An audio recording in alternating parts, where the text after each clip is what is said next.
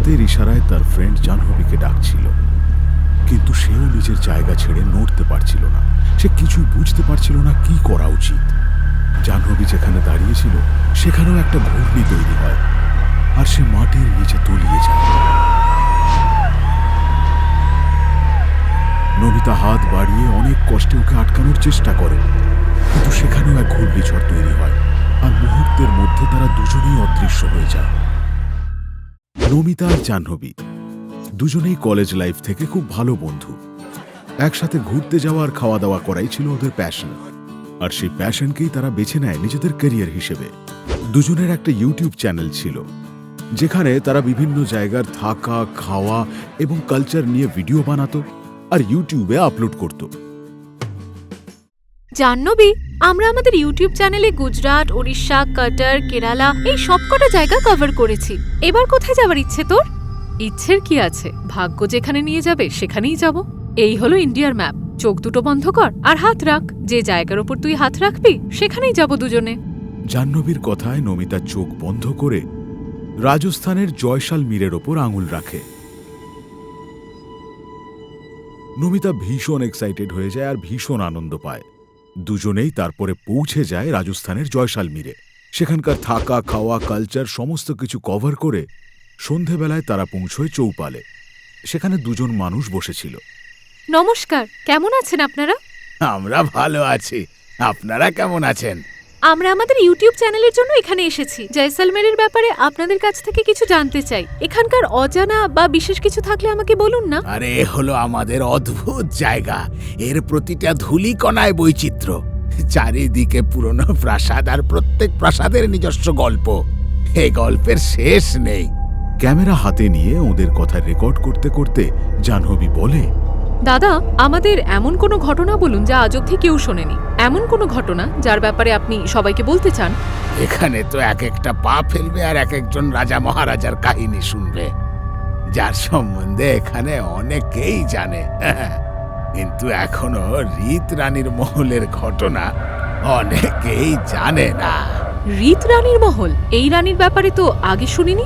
উনি এর বেশি কিছু বলার আগেই ওনার পাশে বসে থাকা ব্যক্তি ওনাকে চুপ করানোর উদ্দেশ্যে বলেন, এইবার চল, সারা রাতকে এইখানেই বসে থাকবি, বাড়ি যাবি না নাকি? তারপর সেই ব্যক্তি নমিতার দিকে তাকিয়ে বলেন, আচ্ছা আসি কেমন, কাল সকালে দেখা হবে। নমিতা ওনাদেরকে আটকানোর চেষ্টা করে, কিন্তু তাতেও কোনো লাভ হয় না। নমিতা জাহ্নবীর দিকে তাকিয়ে মুচকি হাসছিল। নমিতা, এবার কি করবি? কিছু একটা চলছে তোর মাথায়। এবার আবার কি? এখন আমাদের ডেস্টিনেশন রীত রানীর মহল, কিন্তু আমরা সেখানে পৌঁছবো কি করে? আগে যেমন সবাইকে জিজ্ঞেস করতে করতে যেতাম সেভাবে। কি যে বলিস না তুই!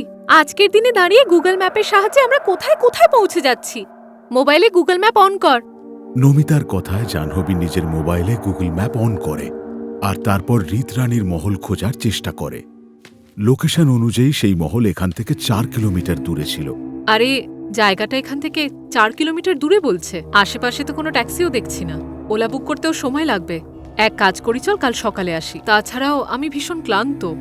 শোন, আজেবাজে কথা বলিস না। তুই যদি এখন আমার সাথে না যেতে চাস তাহলে হোটেলে যা।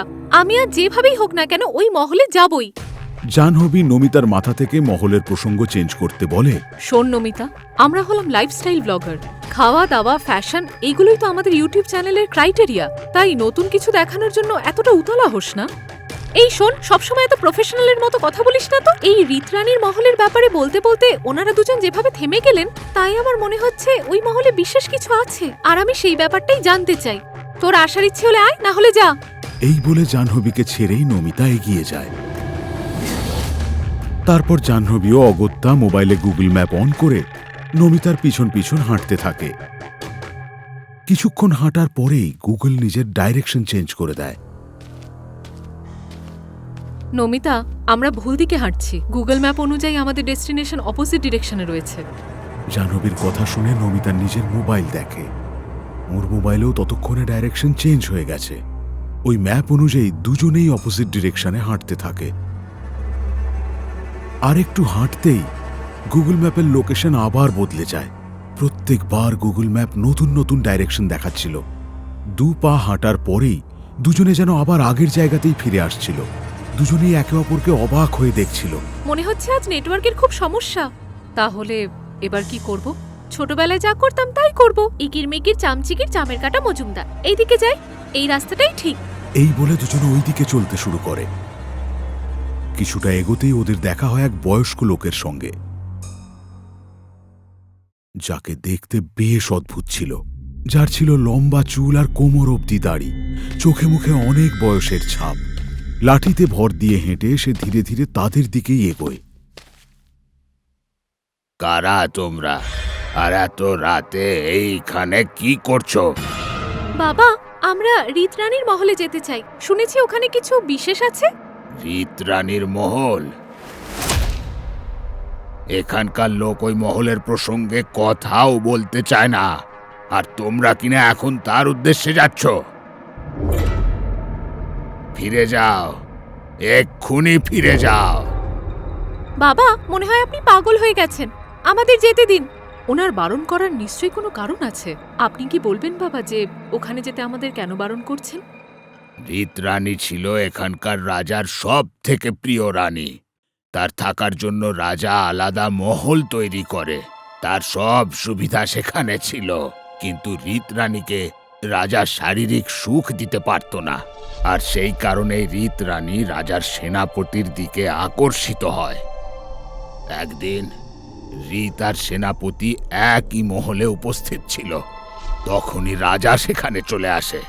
তাদেরকে ঘনিষ্ঠ অবস্থায় দেখে রাজা প্রচণ্ড রেগে যায়, আর ক্রোধের বশে সেই মহলে আগুন ধরিয়ে দেয়।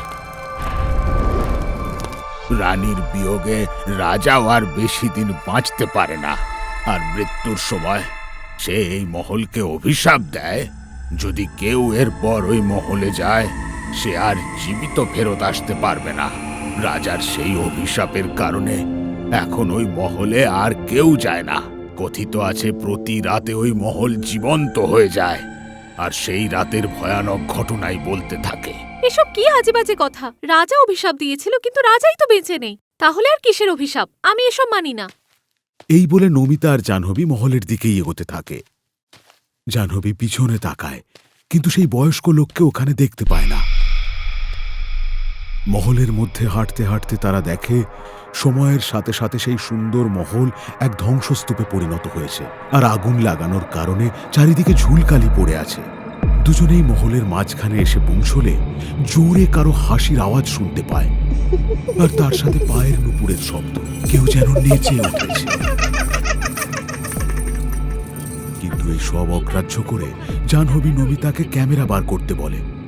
জাহ্নবী ক্যামেরা অন করতেই নমিতা বলল, হাই গাইজ, আজ অবধি আমরা শুধু আপনাদের ফুড আর ফ্যাশনের ব্যাপারেই সবকিছু বলেছি, কিন্তু আজ আমরা একটা বিশেষ জায়গায় এসেছি। এই জায়গাটাকে রীতরানীর মহল বলে। এই মহলটা কিন্তু হন্টেড। আজকের রাতটা আমরা এখানেই কাটাবো। হয়তো আমরা বিশেষ কিছু রেকর্ড করতে পারবো।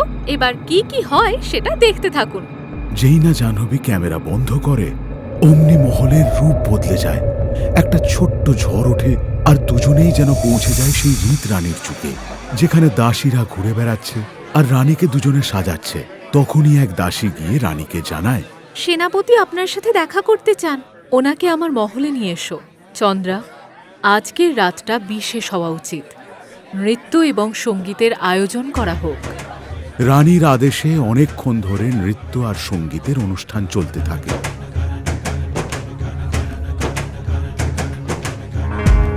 আর যখনই সেনাপতি ও রানী সেই কক্ষে প্রবেশ করে, তখনই রাজা সেখানে উপস্থিত হয়।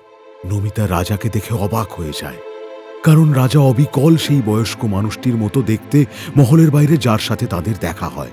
দুজনকে একসঙ্গে দেখে রাজা ক্রোধে মহলে আগুন লাগিয়ে দেয়। সারা মহল জুড়ে শুধুই শোনা যায় চিৎকার। প্রাণ বাঁচানোর চেষ্টায় লোকে পালাতে শুরু করে। কিছু জ্বলন্ত মানুষকে তারা তাদের চোখের সামনে দেখে। পুরো মহলে আগুন লেগে যায়। তারপর শুরু হয় এক ঘূর্ণিঝড়, আর তারা আবার বর্তমানে ফিরে আসে। জাহ্নবী, তুই দেখলি ওইগুলো কি হলো? স্বপ্ন নাকি বাস্তব কিছুই বুঝতে পারছি না। নমিতার কথায় জাহ্নবী কোনো উত্তর দেয় না, কারণ সে তখনও এক ঘোরের মধ্যে ছিল। ঠিক সেই সময় ঝড়ের গতি আরো বাড়ে। চারিদিকে সবকিছু উড়তে শুরু করে। দূরের জঙ্গল থেকে জানোয়ারের কান্নার আওয়াজ ভেসে আসে। প্রচণ্ড তেজ হাওয়া যেন আশেপাশের সবকিছুকে উড়িয়ে নিয়ে যাচ্ছিল। নমিতা কিছুই দেখতে পাচ্ছিল না। ও হাতের ইশারায় নিজের বন্ধু জাহ্নবীকে ডাকছিল, কিন্তু সেও নিজের জায়গা থেকে নড়তে পারছিল না। সে কিছুই বুঝতে পারছিল না যে কি করা উচিত। জাহ্নবী যেখানে দাঁড়িয়ে, হঠাৎ সেখানেও একটা ঘূর্ণিঝড় চলে আসে, আর সে পাতালে তলিয়ে যায়।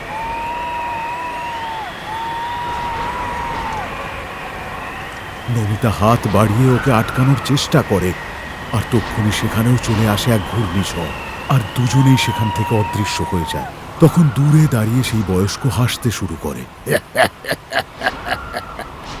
আজকালকার এই বাচ্চারা আমাদের কথা আর শোনে কোথায়? হতেই পারে হয়তো এরপর অন্য কেউ এই মহলের কথা জানতে চাইবে।